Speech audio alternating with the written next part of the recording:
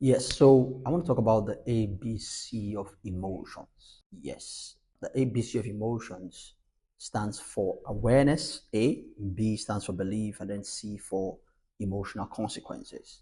Yeah, where A is actually what happens to you, what you what comes to your mind, or what happens in your environment, or what somebody said to you. Why B is your belief or your thought process is about what has been said, what happened, or that external environment. And then the C is now what you feel and what you do. A lot of the times people say A is what causes C. Yeah. So they say I slapped my wife because she insulted me.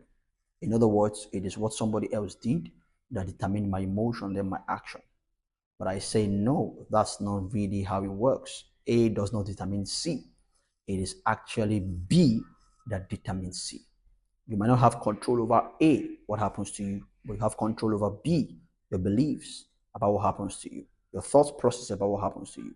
And that then determines how you feel about what has happened and then what your reaction or actions are. Because for the man who says, I slapped my wife because she insulted me, if we tweak that scenario a bit, you realize that your response will be different. Let's assume that your wife is a black belt karate holder or she is a lieutenant in the Navy. You realize that your response automatically changes. You realize that you now have the fruit of the Spirit called self control, and your response to an insult will no longer be slap. Yeah, you slapped your wife because you most likely saw that she was inferior enough to be slapped, and slap was a major or top option in your repertoire of responses to people who insult you. Because there are five other men, for example, who have been insulted and who never slapped. One took a walk, another insulted back, another, kept quiet, really, and the other watched TV and they didn't end up slapping their wife. So how come the response was slap? So it then means that it wasn't awareness A that determined C. It was actually B, your interpretation of awareness, that determines C.